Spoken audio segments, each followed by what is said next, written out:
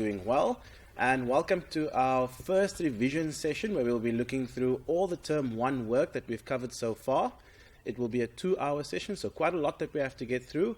My name is Mr. de Klerk, and I'll be working through some of the topics for today. And alongside me in studio is Mr. Van Zyl. Good afternoon, Mr. Van Zyl. Afternoon, Mr. de Klerk. Good to be here. It's not often that we do grade 11 work. Yeah. From time to time, I think it's nice to just liven it up a bit with something else. Okay, so grade 11s, we got a lot that we have to work through today.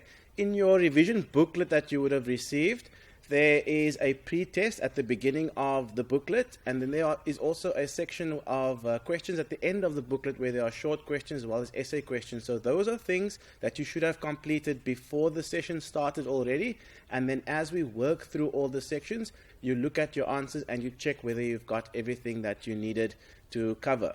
Okay, so that's the purpose of the pre-test as well as the questions at the end of the booklet. But for our purpose today is just to work through all the content that should have been covered in quarter 1.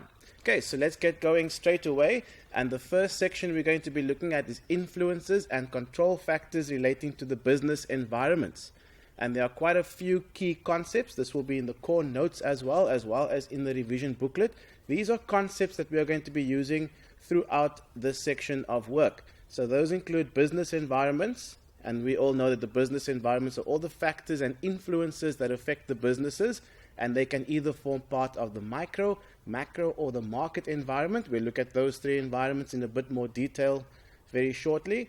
And then the term extent of control. So grade 11's extent of control just basically means how much influence either a factor or the business might have on the activities of the business. So within each environment, micro, macro, and market environment, obviously there's different levels of control or extent of control. So that's just how different factors influence the business. And then we'll have a quick look at the pestle analysis, which forms part of the macro environment. And then some other words that we use is independently. So when we talk about independently, we're just talking about factors that operate on their own. So nothing influences those things. Independently just means factors operate on their own without influence from other factors.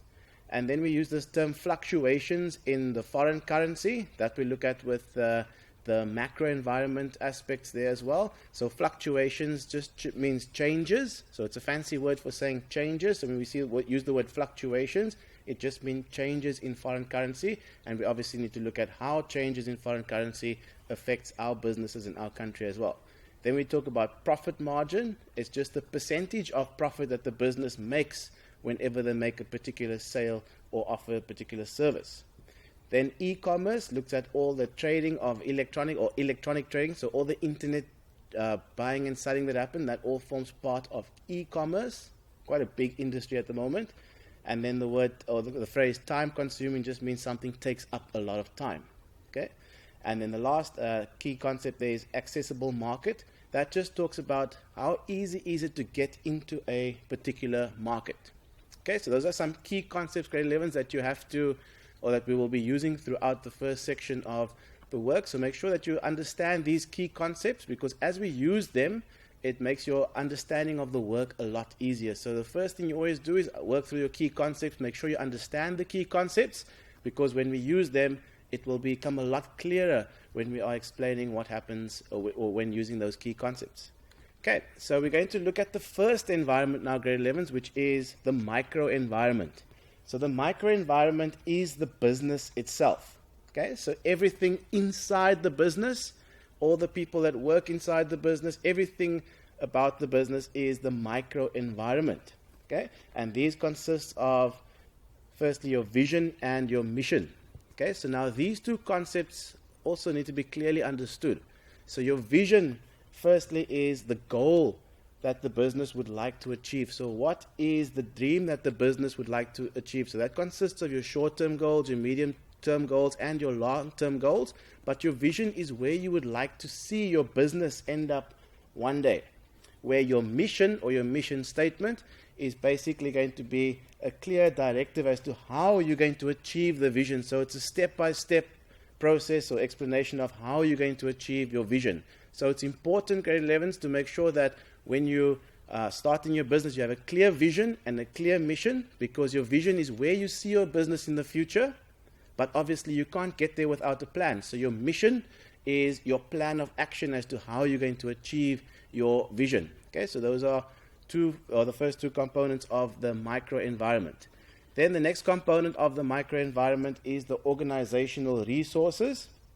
So those are basically all the assets that are available to the business. Okay, so that includes the physical assets like the equipment, your computers, etc., your infrastructure that you have in the business, as well as the people working for you. That also forms part of your organizational resources. So that's every person, every piece of equipment that you have available to you in order to achieve your objective of the business. Okay, so we need to always make sure we keep our vision and our mission in the back of our head, because all those organizational resources need to be used so that you can achieve firstly your mission, which is your plan of action, and then ultimately your vision. So you've got to always keep your vision and your mission in the back of your head, because everything that you have and own and can guide and influence in the business needs to be driven towards those vision and the mission, because that's ultimately what you want to achieve. We don't want to waste any resources, but your organizational resources, any assets, as well as the people working for you, and those are everything we basically call your factors of production. So everything that needs to happen to make production possible in your business, those are your organizational resources. Then the next aspect of the microenvironment is your organizational structure. Okay, so in your textbook, they talk about the organogram of the business. Okay, so it's basically how your management is structured in your business. So every business has different levels of management, from top level management, middle level management, and lower level management. So that is what we call the organizational structure, and each level of management is responsible for the various activities that they are responsible for. Okay, and then the last thing we look at as part of the microenvironment is the organizational culture. Okay, so the organizational culture, we say, is the collection of values or expectations or practices that guides and informs the actions of all the team members. It's basically how things work in your business. Okay, so it's the value of the business. It's the ethos of your business. It's the expectations of you as an employee. It's the expectations that your customers have of you. That's your organizational culture. It's how things work in your business. And every organization will have its own organizational culture. Mr. de Klerk, I always tell my learners, and it's sometimes because it's a very abstract concept, because people tend to associate culture with, let's say, religion or whatever. I always say to my learners, if we look at our school, there's a specific culture, the way things are happening. And that culture is quite different to your neighboring schools. Yes. And then we would go into speaking about how does it differ from one another. Maybe there are some learners that came from a different school, and then it is quite obvious. It's just the way we interact with one another. There's a specific way which the business expects you, or a school or whatever, and that is the culture of the organization. It's actually a very important concept. For them to understand. It's very abstract. Yeah, so, and like we said, every business will have its own culture.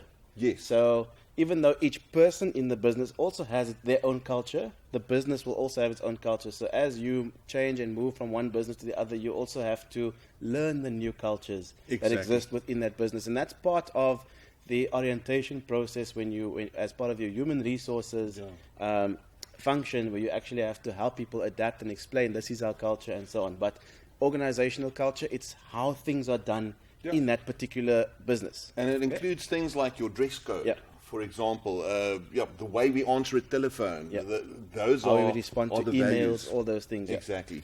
Okay, so that is the microenvironment. So all those aspects, the vision and mission, the organizational resources, organizational structure, and the organizational culture.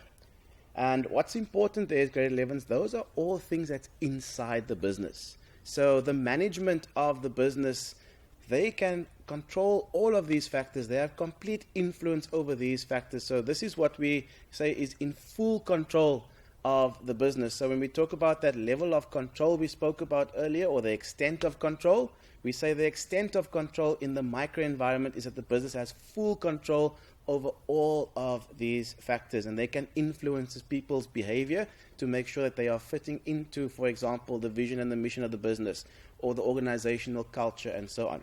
Okay, so that is the microenvironment. Next, we're going to move on to the market environment. And these consist of your customers, and it's quite easy to explain. It's the people that either buy your products or buy the use of your service. Okay, so they are your customers. They form part of your market environment. We say the market environment is immediately outside your business.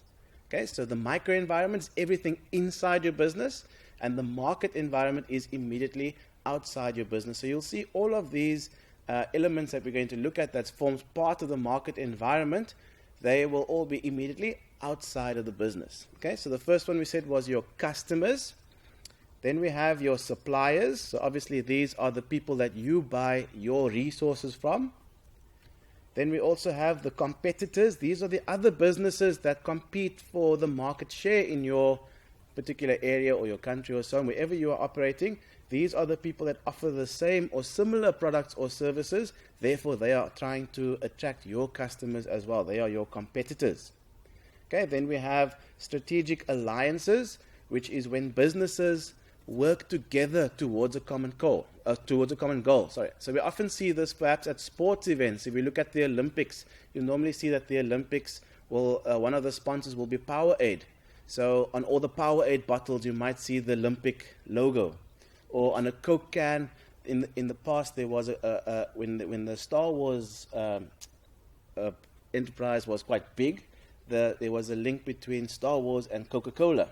So on all the Coke cans there was a picture of all the characters that were in Star Wars. So those are all strategic alliances. Obviously, both companies want to maximize their profits, and they're using each other to maximize their profits. So they're trying to make a link when they say, oh, Star Wars, or I see Star Wars, but now automatically I think of Coke, or I see Coke, automatically I think of Star Wars. So they work together to try and or maximize each other's profits. It's actually quite interesting in terms of the strategic alliances closer to home.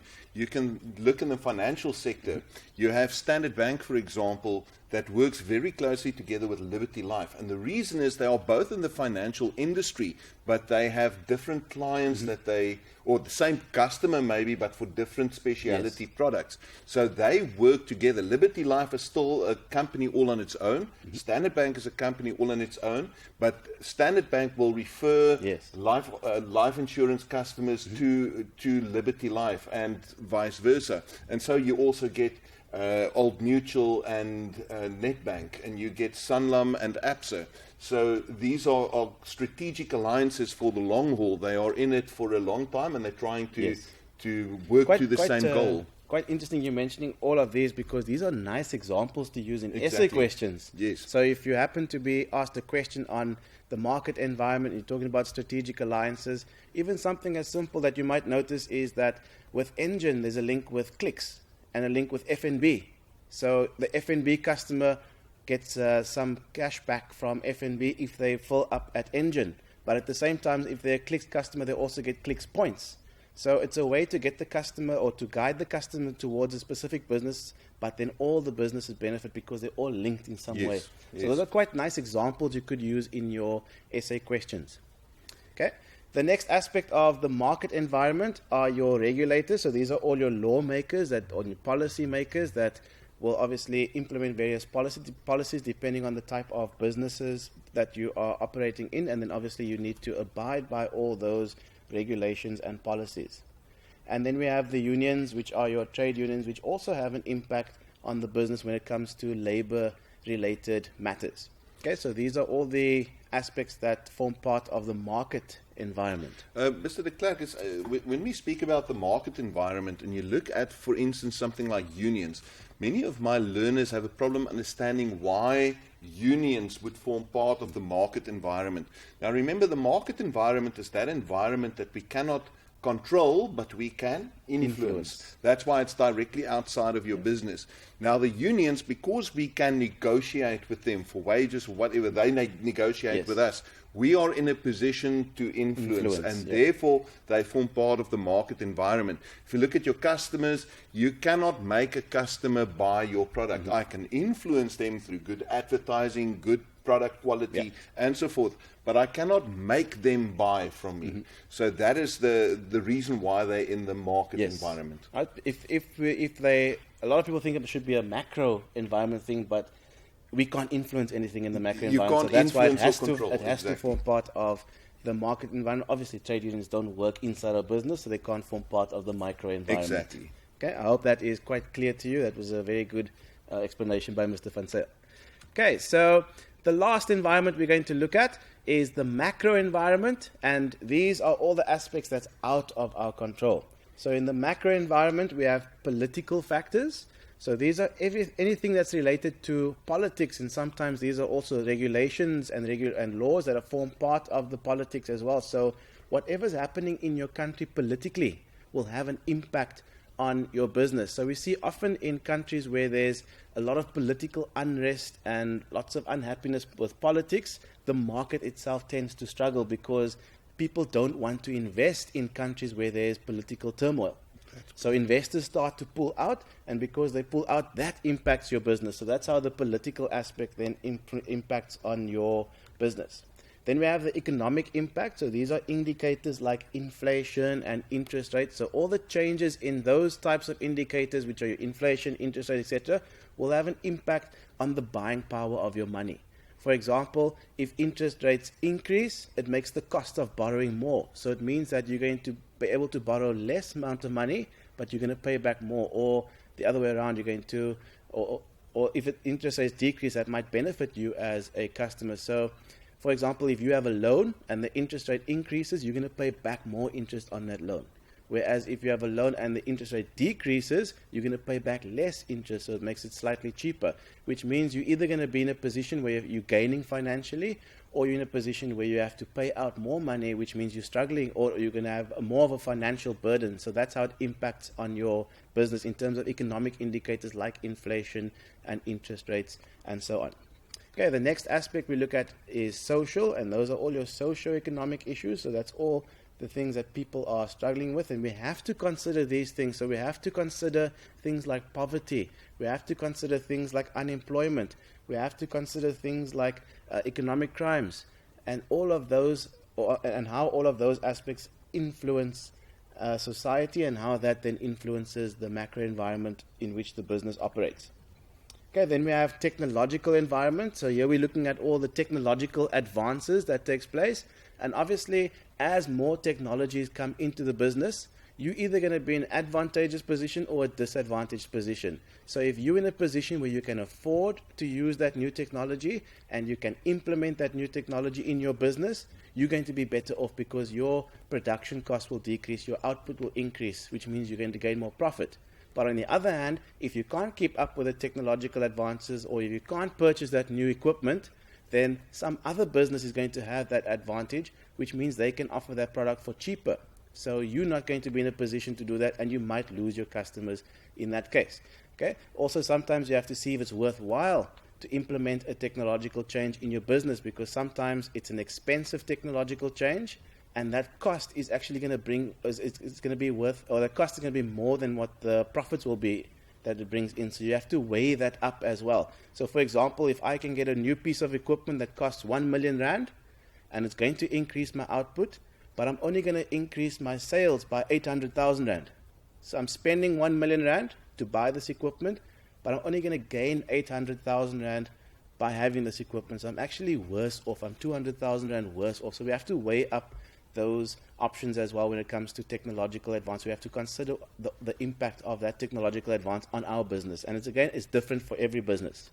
Okay. Then we have the legal environment. Again, these are all the laws and policies that your business has to abide with. For example, during lockdown, they implemented strict sales in alcohol. So if you were selling alcohol, you had to abide by those laws. That's also a nice example to use in your essay question. And then finally, your environmental aspect. So that environmental aspect is basically you making sure that you are using all the natural resources in a way that it can sustain itself, so it can rebuild. So there's always going to be available. You're not going to produce your product in a way that you are wasting the environmental resources, because we know some resources are renewable, which means they produce more of themselves, and others are non-renewable. So we have to use those resources in a way that's environmentally friendly. So we're looking after the environment whilst making the profits. Okay, so that is the micro environment. So just quickly to look at the extent of control. Remember the concept extent of control was talking about how much influence the business has. So in the micro environment, the business has complete control and influence. So it can control all the factors in the micro environment.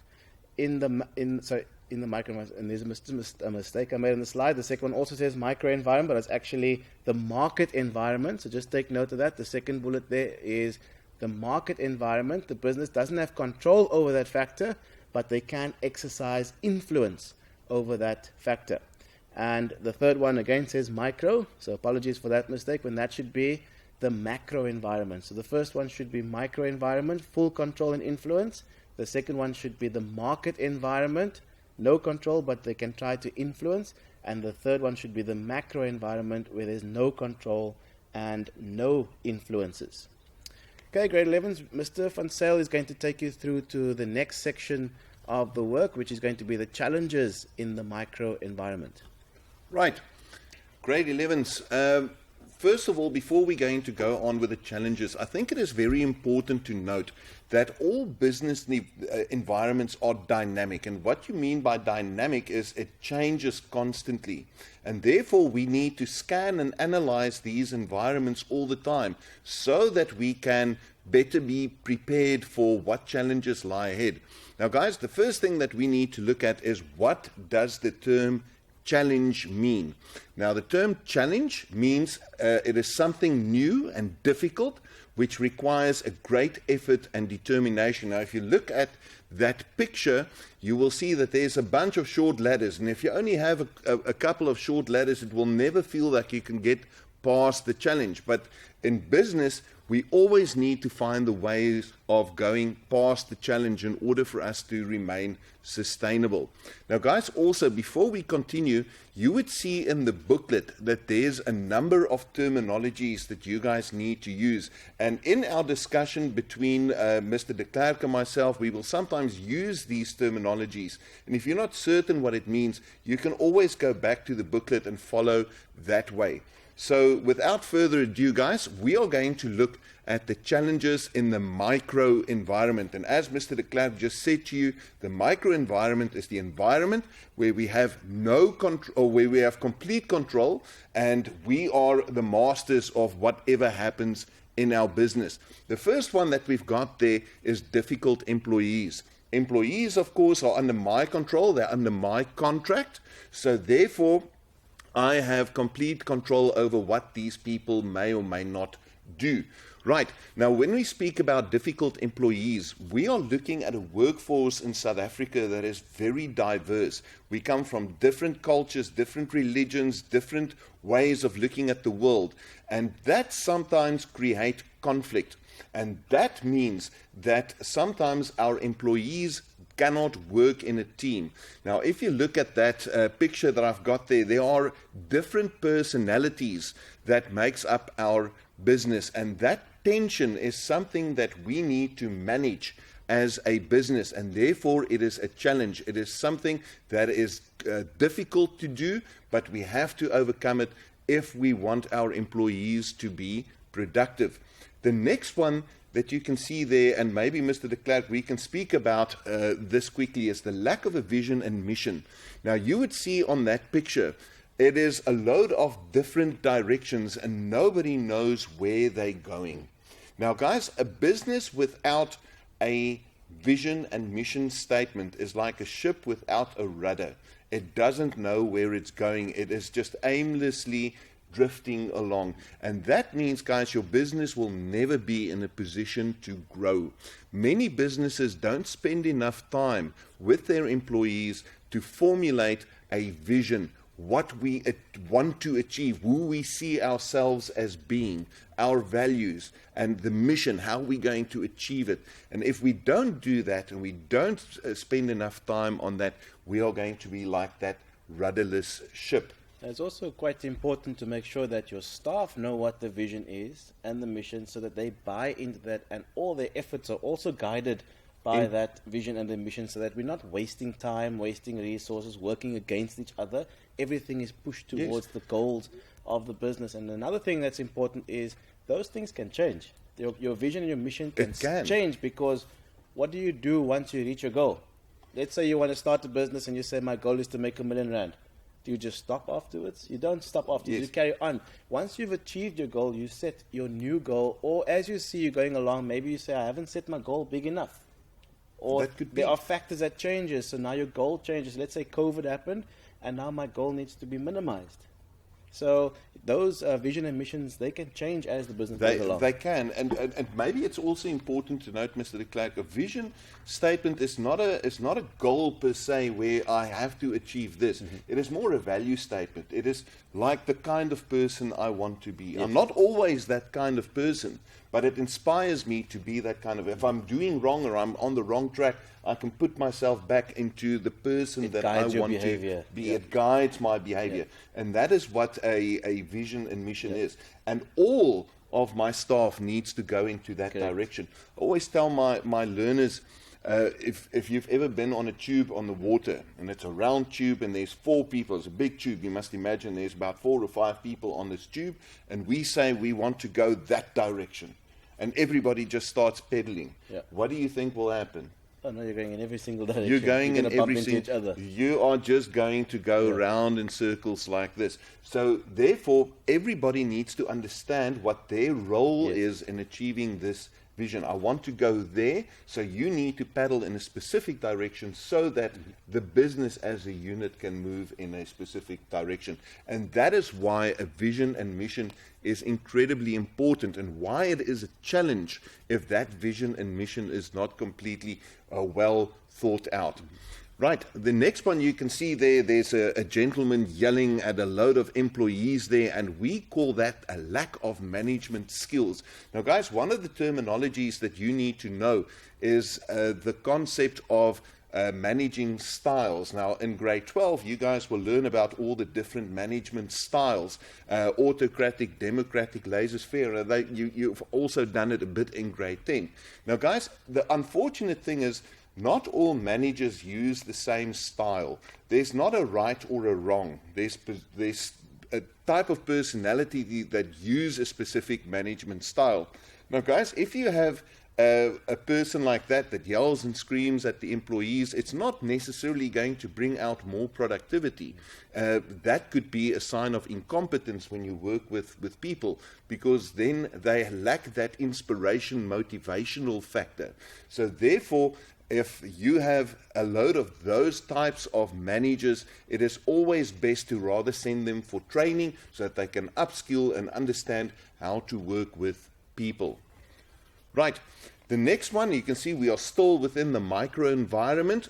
It is undermining an organizational structure. Now guys, there's half of an organizational structure there, and you can see there are fixed lines that go from one to the other, and that is the chains of command. Now basically, when one of these subordinates would circumvent a manager and go directly to a CEO, you are basically undermining a person's authority, and that creates tension. So therefore, there must be clear chains of command. From whom do you take instructions and to who do you need to report to?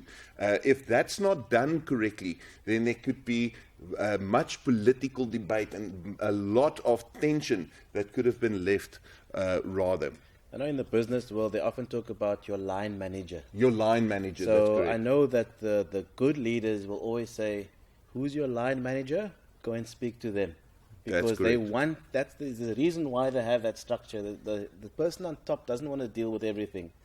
So they want to make sure that as you go up, those managers are able to deal with some of those issues so that the top managers don't have to deal. So the top managers will often say, who's your line manager? go and chat to them. If you can't, then maybe then you it, can chat. it jumps up. That is how it works. Yeah. Right, the next challenge that we have in the microenvironment is the abuse of organizational resources. Now guys, this is done by employees, and therefore it's a challenge in the microenvironment because we should be able to control this.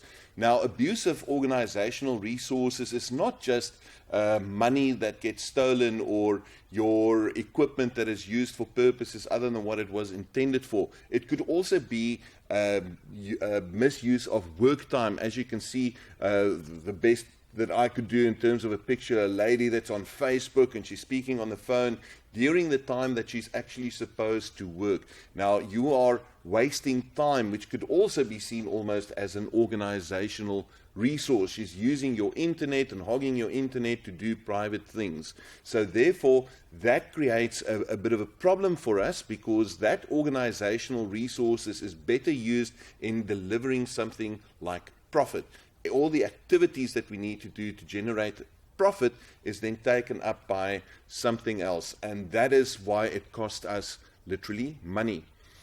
Right, the next one is the disregard of the organizational culture, and Mr. de Klerk has really explained to you well what an organizational culture is. It's about our values, the way we do things, the way we speak to another, the way we solve problems. That is all part of our organizational culture.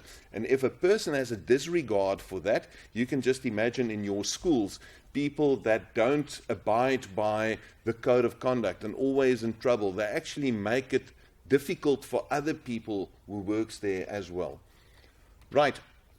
Now, guys, one of the things that you need to do, they've put, just so by the way, in your exam guidelines, they also speak about strikes and go-slows and unions as part of the microenvironment, which I think is kind of wrong because unions are more in the market environment. But part of that, you need to be able to differentiate between a strike and a go-slow. Now, if you look at the first picture, you can see those people are actually not working at all. They are outside of the business. They're busy picketing, and therefore no work gets done. They are not doing any labor. The second picture, you can see there's two ladies that are busy filing, but they are deliberately trying to slow the process down. Now, guys, the reason why we call these things industrial action, and the reason why people engage in this through unions, is to put pressure on a negotiation process with management, either for wages or better working conditions or what.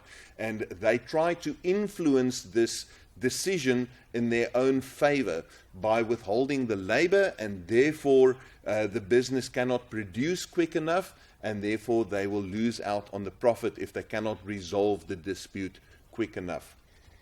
Right.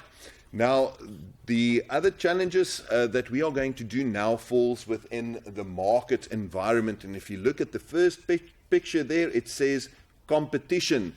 Now, guys, you can see those two people playing with the rope. It's not playing, you want part of it, and then another one pulls it back a bit, and then this is all for the control of the market. And guys, competitors is a serious threat in the market environment. So therefore, we always need to look at ways to get the edge on our competitors. Now, how do we do it? We need to differentiate our products, make something different than they do, offer better value to my customers. Okay, that is what I mean with differentiation. Or on the other hand, we can look at better our production technology so I can produce the same quality goods better, cheaper, and get it on the market at a more favorable rate. So that is the way to deal with competition. The next one that you can see there is shortage of supply. Now, guys, my wife, for instance, works in an industry, in the animal feed industry. Specific for monogastric animals like pigs and chickens and things.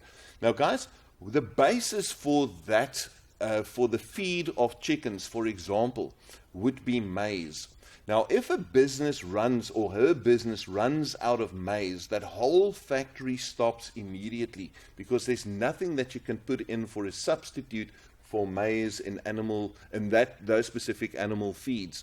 So guys, it is very important for them to have reliable suppliers that can always supply them with the right quality goods at the right time. So shortage of supply is a serious challenge in the business, because it means that your business will either lose out on sales, or it will mean that your business cannot produce any further. So that is very important, to always have more than one supplier, and always scan the market for better and cheaper suppliers along the way. It is a relationship that you need to form, yes, but you must always be mindful that things in this area can change. A supplier can have a specific problem.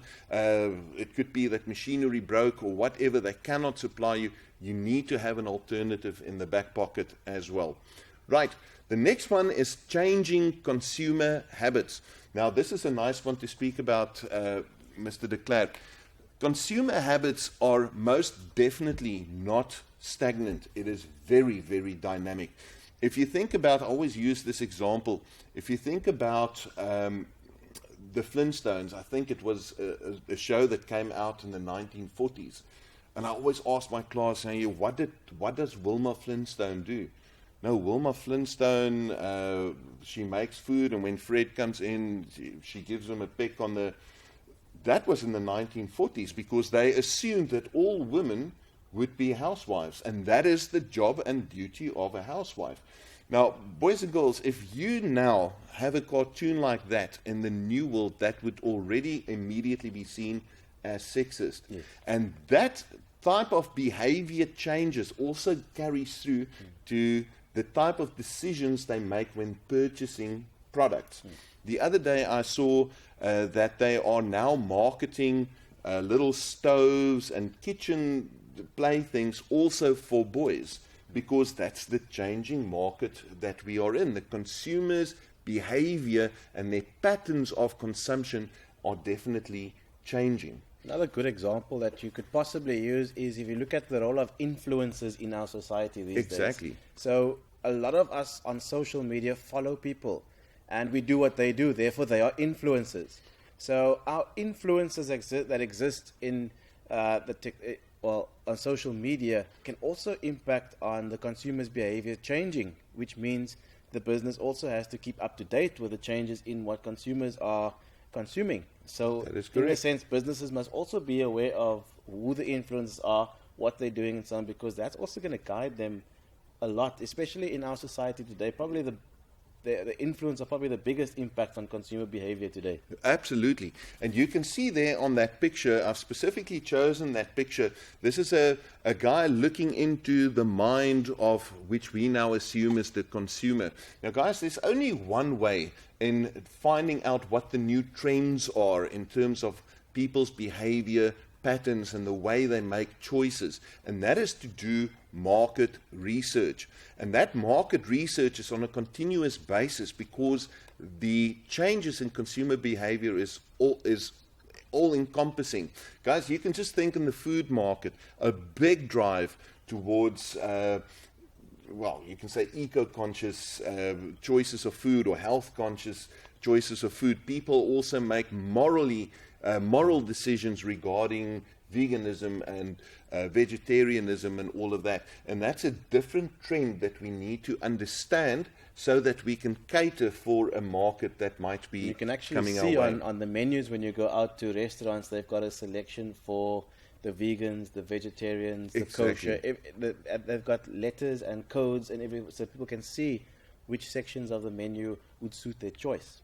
Exactly. So that's something big that the restaurant industry has gone through in the last few years, and they need to, because customers are going to, in your group of friends, you're going to have people with different needs. There are going to be vegetarians, there are going to be vegans, there are going to be kosher people, there are going to be people who have to, where the food has to make sure that we have to make sure the food has been or is halal. So we have to cater for everyone's needs. That is correct. Moving on, we are still within the market environment. You could remember that we said the trade unions, because we can negotiate with them, fall within our market environment. The challenge, though, is that kind of demands that trade unions make. Now, guys, you need to understand the role of a trade union. We will do that a bit later as well. Trade unions in this country's role is not just for looking at the rights of workers and negotiate for wages and all of that.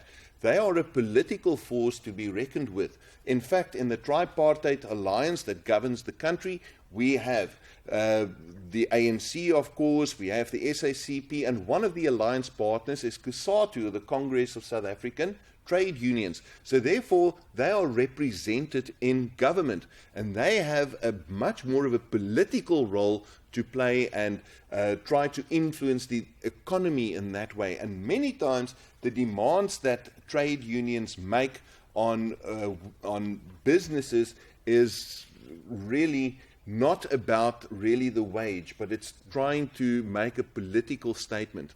So negotiating with trade unions is incredibly difficult, and it requires specialist knowledge in order to deal with them.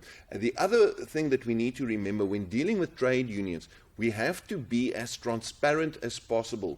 Do not try to hide information that they need in order to negotiate for better wages. You always need to keep your shop stewards happy and form a relationship with them so that we can probably avoid lengthy strikes and down tools and go slows and those types of things. Right. The next one that we have got there is socio-cultural factors. Now, guys, on that picture, you can see there's a large variety of different people, and they make up our customer base. They make up the people that will eventually work for us. So we need to understand the socio-cultural factors in order to better cater for those markets. Now, a good strategy that we can use to speak to a larger group of people is to have a diverse workforce, because workforces that come from those kind of communities knows better how to communicate with them and what their needs are so that we can better influence those needs. Right, and the next one that we've got is demographics. Now, guys, in your exam guidelines, they say that you need to know about demographics and psychographics. Now, psychographics is not in this presentation here, but I'm going to explain it to you anyway. Demographics, as you can see it there are different religions. You can see there's one lady wearing a burqa, so we can assume that she is Muslim. There are black people there, old people, there are people of different ages. Now, guys, demographics refers to age, and it refers to race, it refers to religion or your income class, or all of those different things that make up a specific society. Now, guys, we need to know about these changing demographics in the environments that we serve. Now, I always say when I grew up in high apartheid times. And the assumption was made those years that the only market that you cater for are white people, because these are the people that's got the money. But now, all of a sudden, after 1994, the black middle class is much larger than the white middle class is now. But they act in different ways. They are influenced in different ways, and they make purchasing decisions way differently. So we need to understand these changing demographics in our market in order to give the people to fulfill in the needs of a new market. Right. Mr. de Klerk, we are now moving on to the macro environment. Now, guys, I just want to remind you here again about the PESTEL analysis. Political, economic, social, technological, legal, and environmental. You've done this in the previous slides. Now, I just quickly want to now just state again, challenges are things that are difficult, and we need to find ways in overcoming these different challenges. And in grade 12, you guys will learn about strategies and overcoming these macro environment or any environmental challenge. Now, the first one that we are going to look at is political. And you can see I've got Cyril Ramaphosa winning the election campaign. That was in 2017 when he became the ANC president. And guys, that brought a new dawn, a new way of thinking that was much more positive at first for businesses, because it was a much more friendly, market-friendly approach than what his predecessor had. Now guys, why is this significant? Many times governments have got a negative stance on the way they want to run the economy, for example. We see at the moment there is, if you're a farmer, you should be worried about the land restitution process, where we speak about zero restitution for dispossessing people of land. That is, at the moment, a government policy that they want to put through into legislation. Now, guys, whenever something negative like that happens, investors all of a sudden look at this and they say, hang on a second, is this a place where I want to put my money?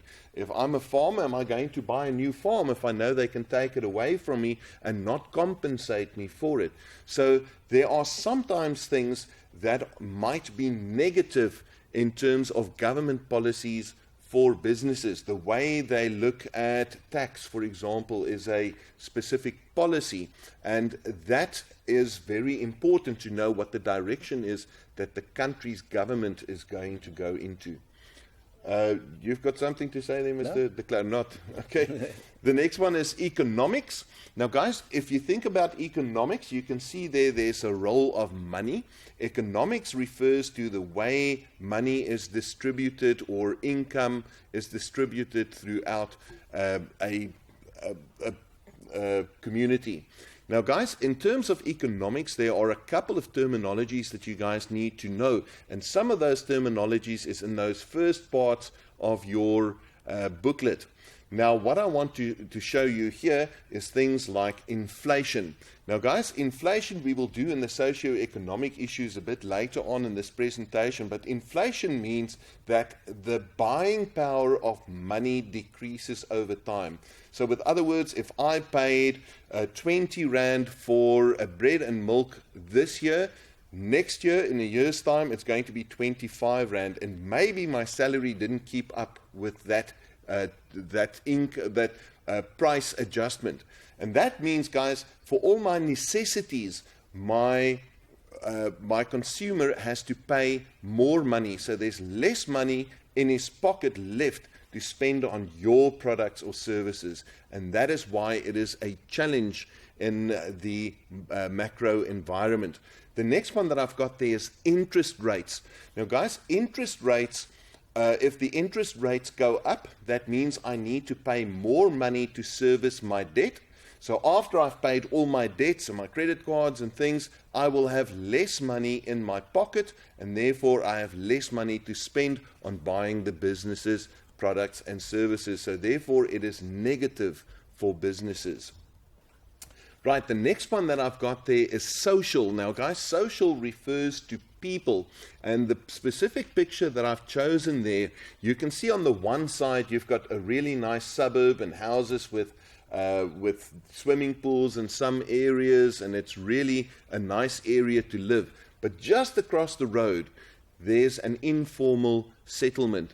Now, guys, that shows income inequality in our country very, very visually. Now, in our country, we have probably one of the biggest issues with income inequality. Income inequality refers to a few people that have and a lot of people who doesn't have money. Now, guys, if you're a business, my pool of people that have, the people that I want to sell to, is getting less and less and less. And the other people that are staying in that informal settlement, although they make up the most people, will not be in a position to buy my products and services. So for a business, and that is why we have corporate social responsibility, it is in their best interest to look after those people as well, to try and uplift them so that we have more customers that would be able to afford our products and services. Right. The next challenges in the macro environment that we are going to look at is technological. I think Mr. de Klerk has already spoken to you about that in the previous one. It's all about the affordability of new technologies. New technologies makes our lives easier, it makes the production process cheaper, but if I'm not in a position to afford it and my competitor is, then my competitor is going to deliver the same or better quality product at a better price and take my customers from me. And therefore, it is a challenge in the macro environment. Right, the next one is legal. Legal refers to all the laws in the country that we have to abide by. And sometimes there are things that we need to do that will cost us money. There's a lot of legislation that requires a lot of administration, and we need to pay people in order to do that. Also, you can see on the slide there, speak about the high cost of applying for patents because we need to pay lawyers to help us to formulate those patents so that we can register it. So it's not a cheap exercise to do. And the last one is, of course, environmental. Now, guys, people are becoming a lot more eco-conscious. These are the people that buy from us. And because they are eco-conscious, we need to look at our impact and footprint on the rest of the world and, of course, on the environment itself. So therefore, it is incredibly important that we dispose of our waste materials better, and also we can have production technologies that is much cleaner on the environment so that we can curb things like global warming. Now, guys, I'm going to take it to there. I'm going to hand you over to Mr. de Klerk to take the next section of work forward. Right, so thank you, Mr. Van Zyl, for explaining the challenges in the three environments, the micro market and the macro environment. So now, grade 11s, we have to find ways of adapting to those challenges. And that's what we're going to look at in this next section. Again, there are some key concepts that you have to look at, and they are on the screen now. They'll be put on the screen now for you.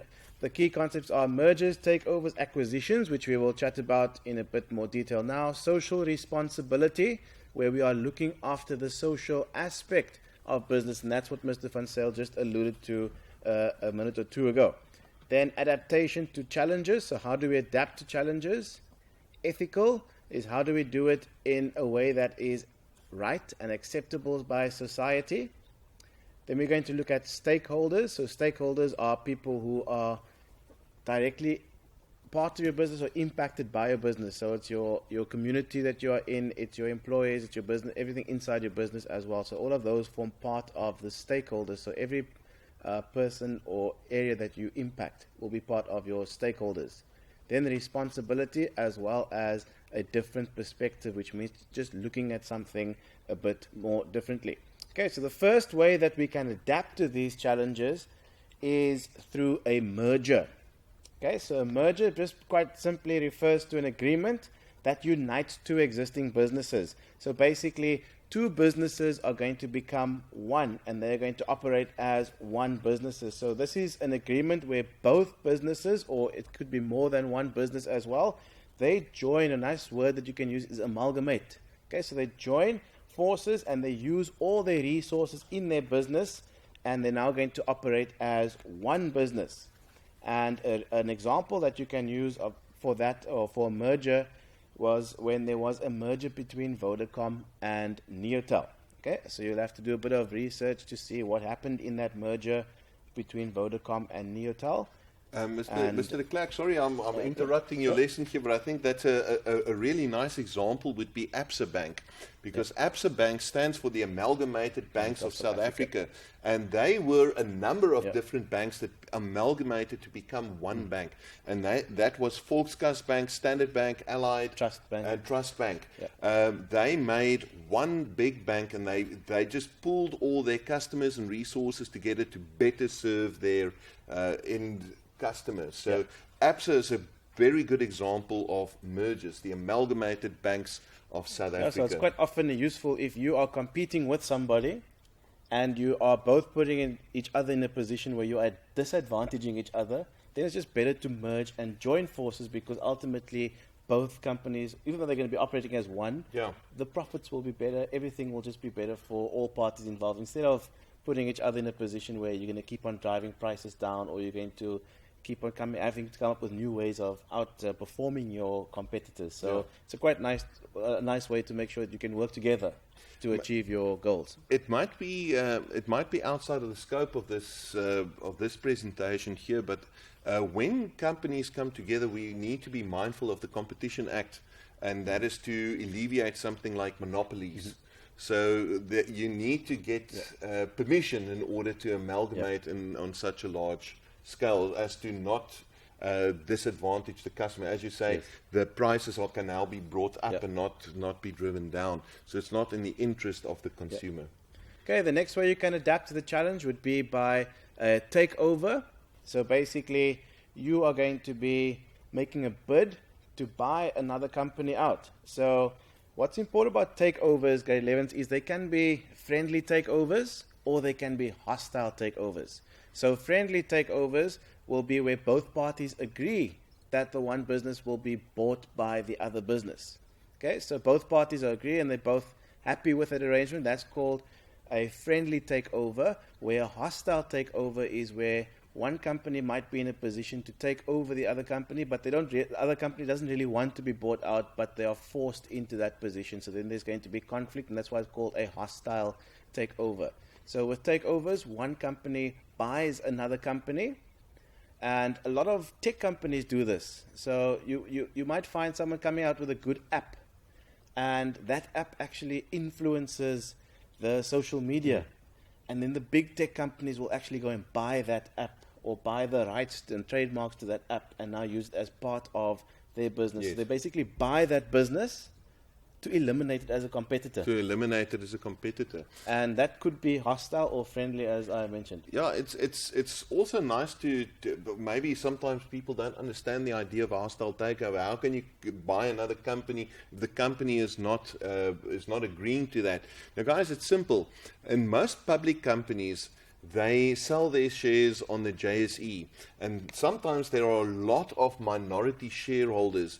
But if you buy all of those minority shareholder shares and pool it together, you can get more than 51% of the shares in the company, and therefore you can dictate everything as the company that's bought it. So that is how they do it. They go to all of those minority shareholders, make them a good offer on the shares, and buy up all the shares until they've got 51% of the share, and then they can appoint the board of directors. They can kick out whoever they need to kick out, and they can run the company from there because they basically took it over. And that actually brings us into the next way of adapting to challenges, which is acquisitions. And that's exactly what Mr. Van Zyl just spoke about now, where you are purchasing the majority shares of one company to gain control of that company. And an example of that would be Food Lovers Market acquiring a farm that harvests fruits and vegetables. So now they're not going to be buying, or they now own the majority shares, and therefore they can make decisions as to how that farm is going to operate in a way that it's going to benefit Food Lovers Market. And then the last way on this slide will be alliances, which is an arrangement between two companies where they undertake to a mutually beneficial project. So they work together. So we spoke about the strategic alliances a little bit earlier at the beginning of this session. So this is what we're alluding to now, where the businesses are working together to make sure that both parties benefit from the particular agreement. And we gave a couple of examples earlier where we said that, for example, there's the Star Wars and Coca-Cola, where they have the Star Wars characters on the Coke can, and that alliance helps build a relationship between those two businesses that are mutually beneficial for both businesses as well. Okay, then some more ways to adapt to the challenges in the business environments. There is also lobbying. So lobbying just basically means persuading people or individuals or groups with decision-making power to support a position that you basically believe in. So you are going to try and persuade either an individual who might have power or a group of people that will have power to change their viewpoint to something that you believe in. Now, these lobbying can be in the form of grassroots lobbying as well as direct lobbying. Okay, so direct lobbying is you are directly lobbying to perhaps a person in power, and you're asking them to change their viewpoint and maybe change their decision. Where grassroots lobbying is where you're going to or get a group of people involved, and together as a group of people, you're going to go and try and influence the policymakers. And these could be things like earlier when Mr. Van Zyl mentioned a few examples where there are policies that, let's say, a new political party comes in and they change the tax structure, or they change.